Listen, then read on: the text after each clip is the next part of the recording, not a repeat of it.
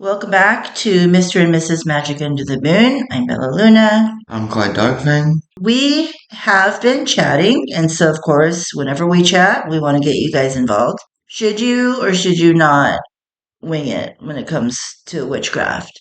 In other words, do you have to be a total studied scholar, or can you just wake up one day and say, I'm a witch and start practicing magic?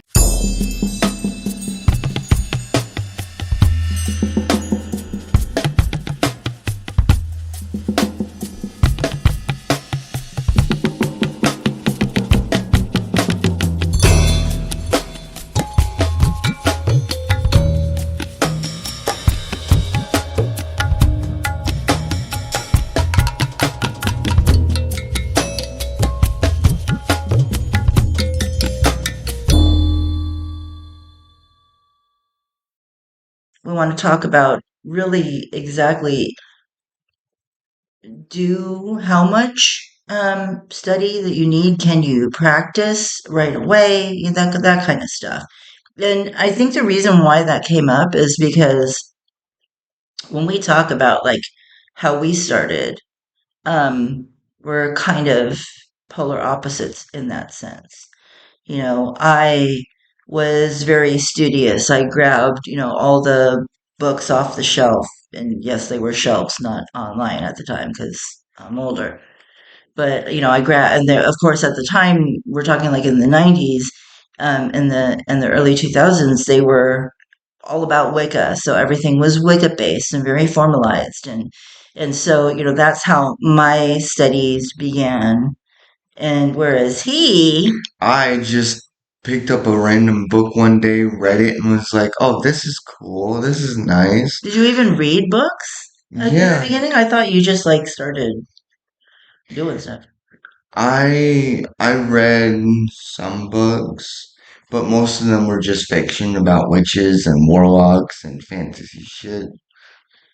So then I just was like, well, that's fantasy. So now let's get into some real stuff. And then I started like experimenting and my first actual that I ever did was with my own blood because it was the first thing that came to mind, because in every fantasy book that I've ever read, like blood magic and dark magic and all that was always a bad thing, so I was like, I'm gonna be edgy. And then it just it started from there. And then as I got older, I got wiser. I started goofing around with it, and then I slowly took it seriously. So, how did you start with the blood magic, knowing now that it wasn't really based on anything? I mean, did you go by instinct? I mean, like, how did you approach it? I just took like what they showed in like the craft and other pop culture stuff at the time to like write my own stuff, and like I took inspiration from it and then I added on to it, twisted it, turned it just a little, and then I did workings. And at first I was like, nothing's really happening. So then I started like, diving more into it and like really doing like, because I had online stuff. And so I started looking online, and most of the stuff was like, oh, here, check this out. And then there was like books like To Ride a Silver Broomstick. When you started actually doing some research, how do you think it compared to, did you look back on the stuff that you were doing before you actually really started taking it seriously? And like, how much of it do you feel that instinctually you were on the nose, whereas, or did you look at it and go, oh man, I'm acting really stupid? I kind of did, but then I kind of didn't, the deeper I went, the more I was like, okay, it was time to let go.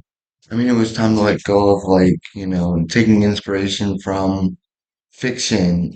So besides spells and magical spells, did you delve into divination at all? Um, I still don't know, as much as I probably should about divination, but I didn't, I wasn't like the normal edgy kid where I had a Ouija board and stuff like that. I kind of stayed away from that stuff because of movies like Ouija. So you were really influenced in the beginning by movies, right or wrong, whatever they Yeah, portrayed. and then I kind of built my beliefs off of that. So when you actually started studying and you realized, the difference, the actual difference, do you feel um like did something click? Did it open up avenues for you that weren't there before? It opened me up to the fact that I was acting like a dumb kid because honestly, I was. And then as I progressed, I started actually, writing based off of real magical workings that I had found. That's so opposite, from how it was for me. There wasn't like movies or anything that made me interested. I had just always, even as a child, my first book on witches was a book that I found in the school library of all things, when I was 7 years old, and I've just always been drawn to witches. So when I became, old enough to like go out on my own and stuff, so this is like my teen years, my probably like 16, 15, 16 or something. um then I was able to like go to stores, like this, like a guy that was a big store back then. It's actually still is, it's still there on Ventura Boulevard, um in Southern California. And that's where I would get, all my books. And like I said, I got, very serious, and I was really studying up all of the Wiccan stuff. And the irony of all ironies is that I hated it. I thought, this is like so structured. This is way too structured. There's so many rules. This is just like going to church. And so I actually was turned off to witchcraft for a couple of years because I was just like, I'm just jumping from one religious structure to another, and like, that's no fun. But then, like Clyde, you come around and you start, I started looking at other things that were non-wicked, and I was like, oh, okay, all right. So it doesn't all have to be just what Wicca says it is. There are multiple other different types of avenues, and multiple trains of thought. And then I was able to go forth from there. So it's almost like he came from pure fiction, I came from pure study, and then we both like found literature and resources that actually meant something to us, and then that propelled us forward. So I think that speaks volumes, in general, because I hear a lot, that you shouldn't practice at all until you've done a little study, and I don't necessarily disagree with that. Um, but I've also heard a lot that you don't need to study anything, just use your intuition, just dig down deep. And I don't necessarily disagree with that either. I think there's a happy medium. And I think what we have both experienced shows that happy medium. You gotta kind of find yourself in the craft and in the practice, and you have to find the meaning that it has for you to do it. And I think that's kind of how we both came around full circle. What do you think about people who want to do spell work without having really learned any kind of techniques or anything like that? I think they should probably learn the basics first, or because I feel like my path started with me being inexperienced completely and starting on the immediate extreme Hmm. before learning even the basics. So, like, what would you consider basics? Casting a circle, energy manipulation, learning to, I guess, combine the elements first to make yourself more balanced. When somebody first comes in and just says, tell me a spell, show me how to do it. Um, I feel like probably not going to be. I mean, everybody's different, but it's probably not going to be for the average person very successful because if it were that simple, if it were truly that simple, then every spell ever said in a movie, every spell that you ever read out loud from a book, every spell that you ever just grabbed from the internet and just read the words, and they should all be coming true. They should all be manifesting. They should all be coming to fruition if it were that easy. And I think that's where people miss the point is that where I'm grateful for the studies, and I think I'm speaking for Clyde too, although again, he'll jump in if I'm not. Um, where I'm grateful is during the studies, the talking about and learning about the energy manipulation, what energy is, the different types of energy, where it comes from, how we're channeling them, how we manipulate and transmute those energies to so that they are working in our favor, not and again, not to the point that we're doing Harry Potter stuff, but that we are changing our circumstances and our environment around us to make it more conducive to leading to the path of our goal. What do you think about um, people really focusing more on your intention as opposed to the other things that we talked about? What do you think of that? Did you first focus on that before you realized about other things such as manipulating energies, working with energies, I actually did. I focused more on what I wanted. focusing on your goal though, just focusing on your goal without doing anything else? Did you see a lot of um, accomplishment with that? No, I really didn't. At the beginning, I barely saw any. When was the first time that you feel like you actually saw something come to fruition? What do you think that you did differently? I was definitely more focused. Like, not only like physically, but I was mentally more focused and I was even like spiritually charged at that point.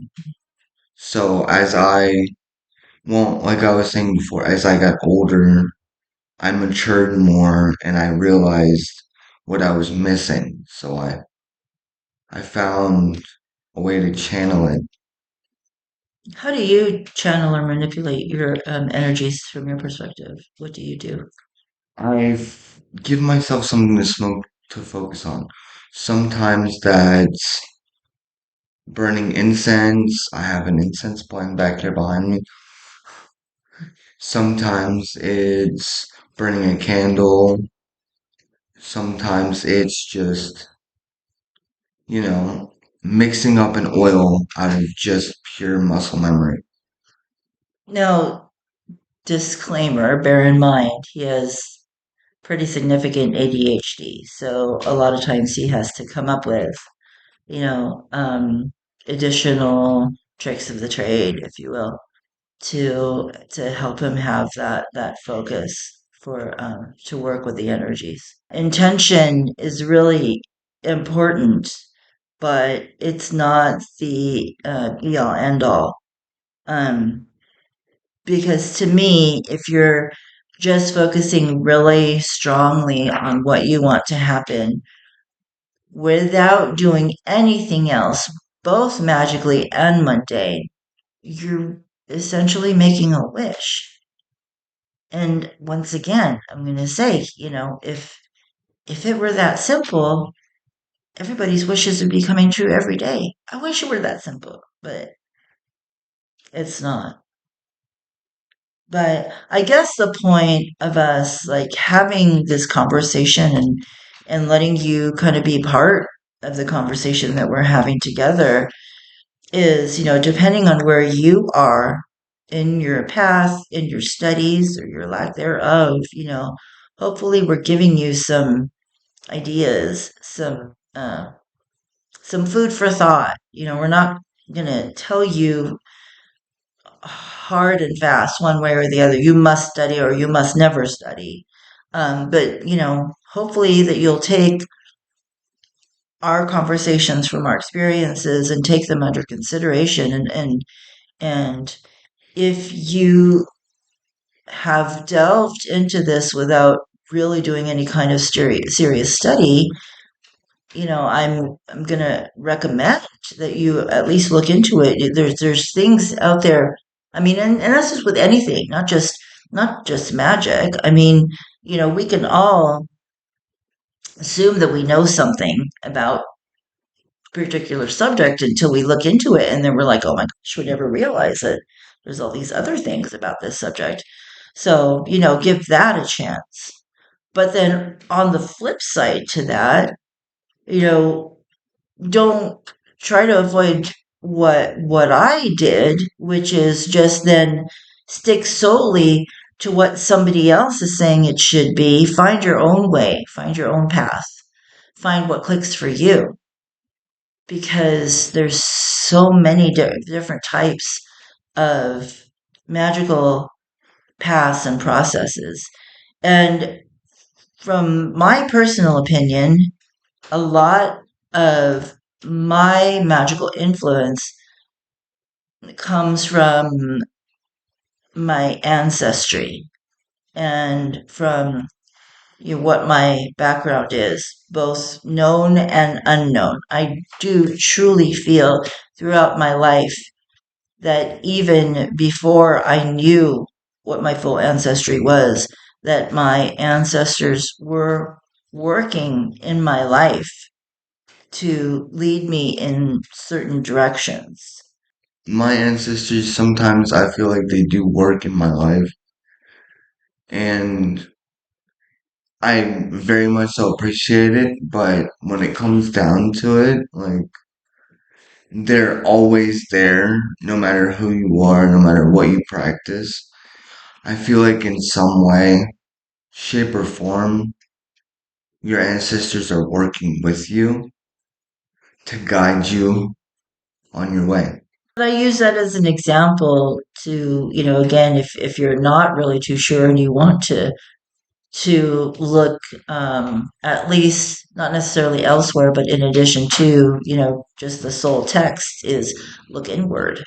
Look who you are, look at your background, your hereditary background, your cultural background, all of that. That's a natural place to start for you to connect with something and then go from there. And then you can go back to, um, the more formalized books and try to figure out again, how it works best for yourself.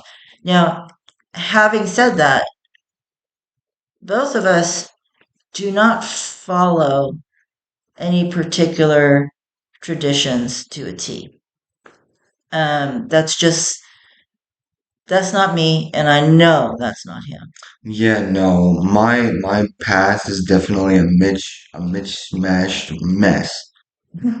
But that is not to say that we're saying that to do that and to subscribe to a formal tradition or whatnot is wrong. Absolutely not.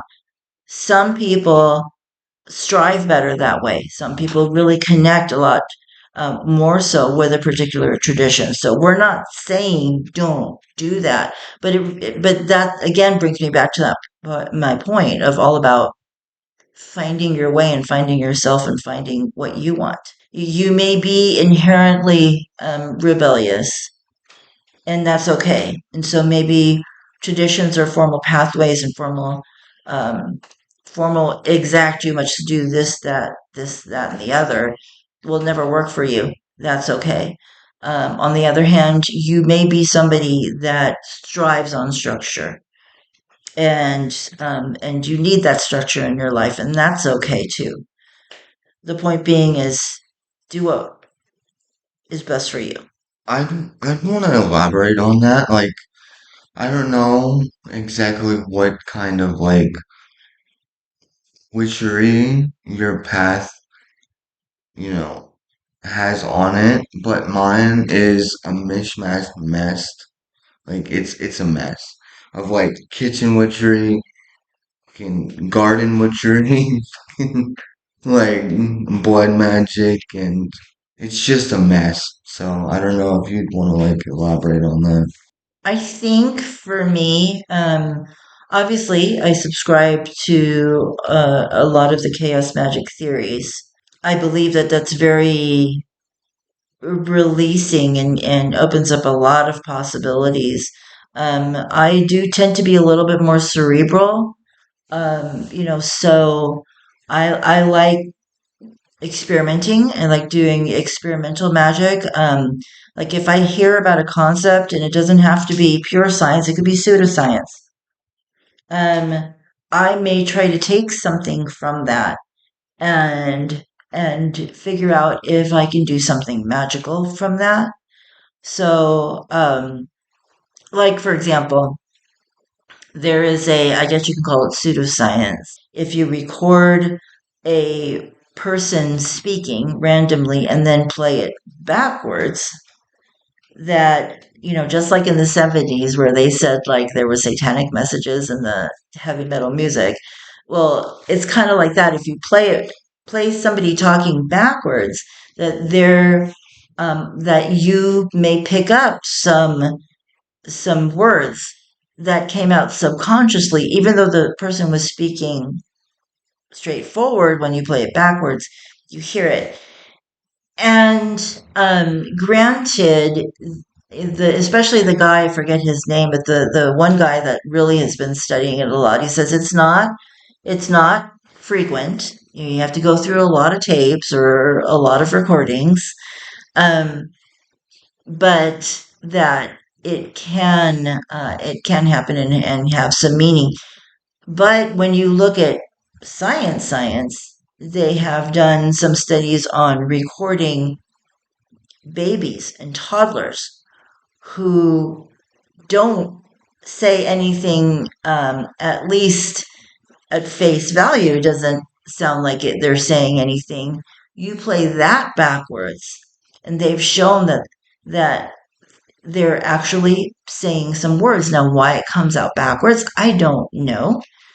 And I'm Is that true? yes, yeah. That is so wild. It is wild. It is wild. But so to my point is that I take concepts like that. If I can record myself, play it back, and find out enough times of some things that I am picking up, that maybe some subconscious hopes, wishes, and dreams that are coming out, that I can perhaps use that in some spell work. Those are the types of things that I like to do. Really and truly, I like to pull from my ancestral historical practices. And so sometimes that's on the Filipino side, sometimes it's on the north side. But then I also will like to pull from science. So dark matter, I like the concept of sometimes tapping into dark matter for an energy source.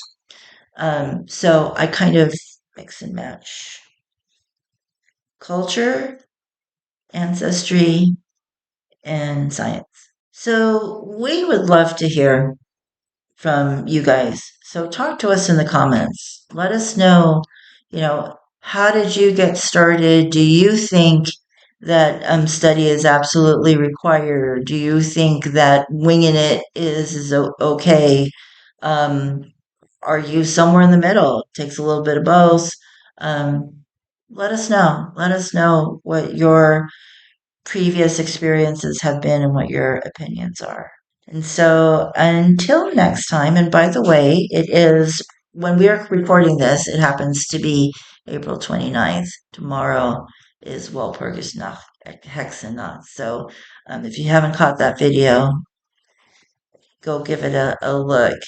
And And in a couple of days, there will be two new videos on the channel. One is gonna be my celebration, if it's not raining, for Walpurgisnacht, and the other one is gonna be a dumb supper on May 1st. well, then, on that note, more to come. Until then, we'll see you guys on the next video. Bye. Bye.